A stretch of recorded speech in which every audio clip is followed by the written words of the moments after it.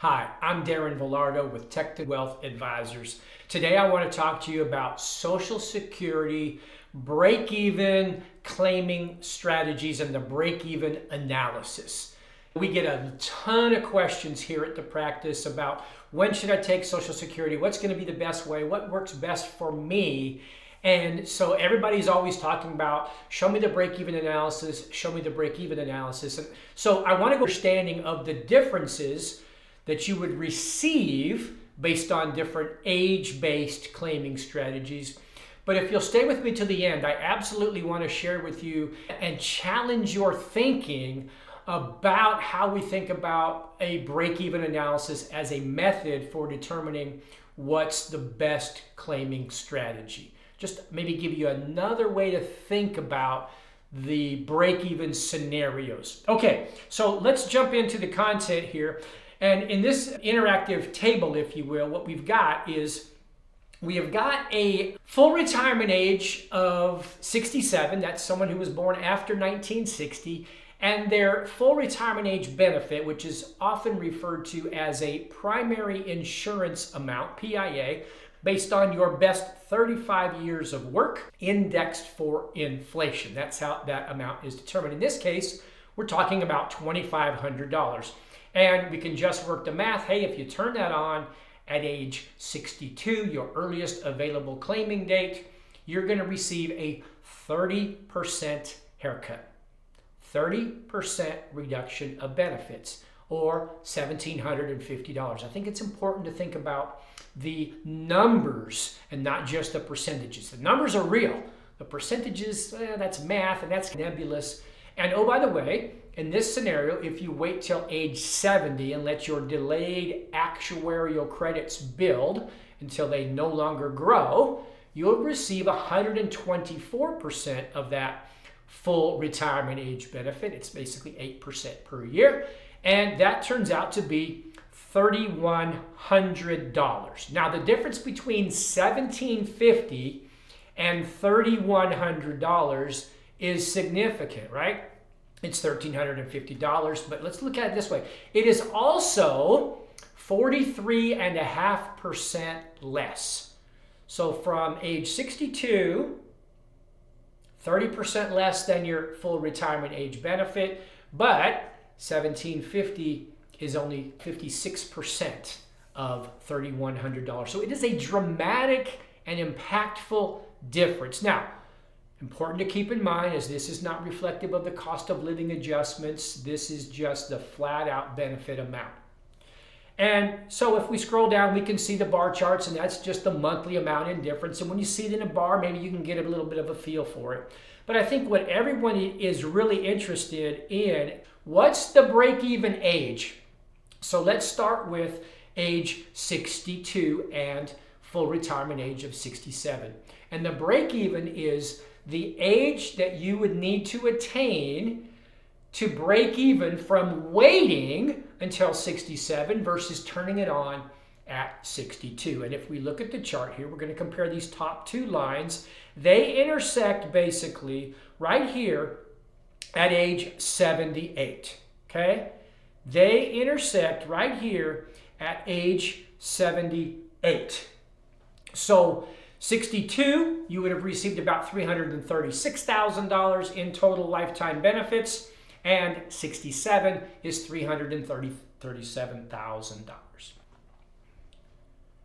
Excuse me, at 67, you would have received about $330,000 in total lifetime retirement income benefits. Now, what this also says is that every year that you live beyond age 78,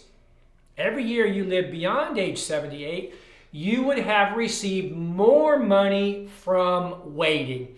Now, we ended this scenario at an end of life of age 90, but obviously it's more dramatic if you go beyond that. So keep in mind, the break-even just determines the amount where those numbers intersect. Once you pass that amount, once you pass that time, the waiting strategy, the delayed strategy, will always give you more lifetime income benefit. So now let's look at the age 67 versus age 70, these bottom two lines. And if you look very closely, those two intersect at age 83.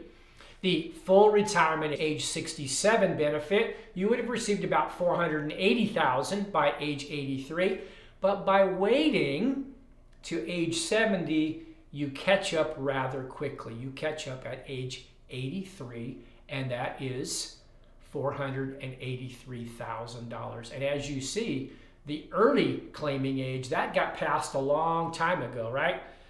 The break-even date for waiting till 70 versus 62 is roughly age 80. So you don't even have to wait as long. So think of it as 78 is my first break even, maybe 80 is my second break even, and 83 is my final break even, where if I wait till age 70, I'm going to receive far more assets for my lifetime if I wait as long as possible. Now, I'm not saying to do that because everybody's situation is different.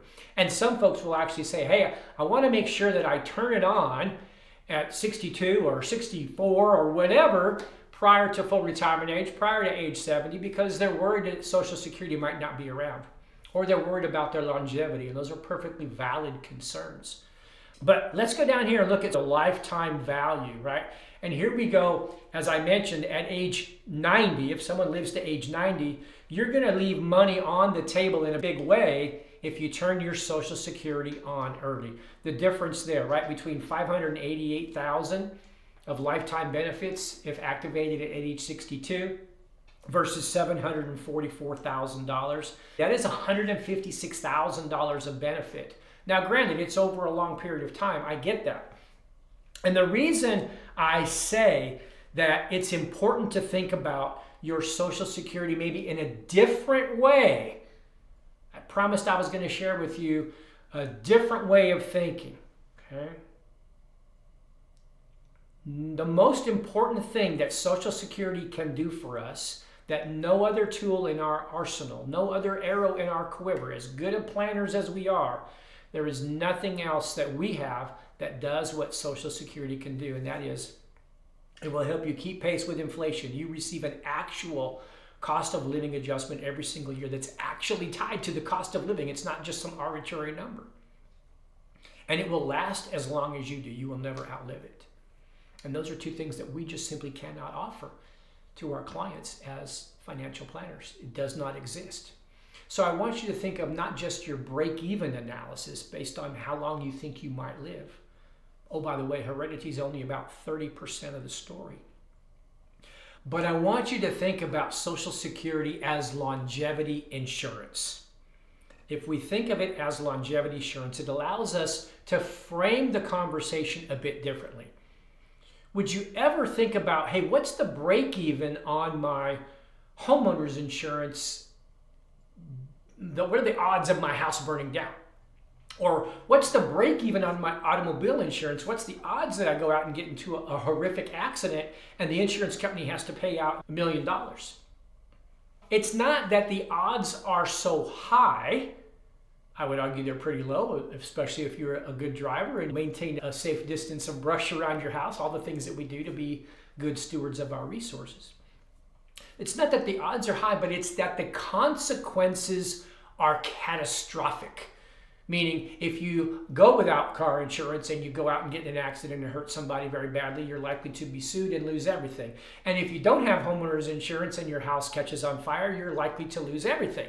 So that's the consequences are catastrophic, and I would argue the same could be true without a comprehensive, thought-out, written financial plan that connects what matters most to your money. Without having a plan of how you're going to generate income in retirement, you risk running out of money, and making the wrong Social Security selection could further impact that peril, that consequence, because consequences of running out of money are indeed dire. And Social Security, the right strategy where you make the most benefit, what's best for your situation, can help alleviate the risk of those catastrophic consequences.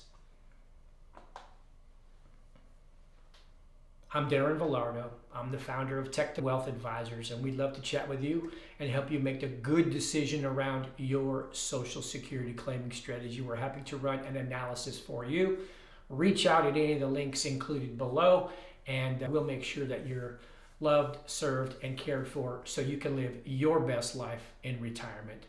Thank you so much. God bless.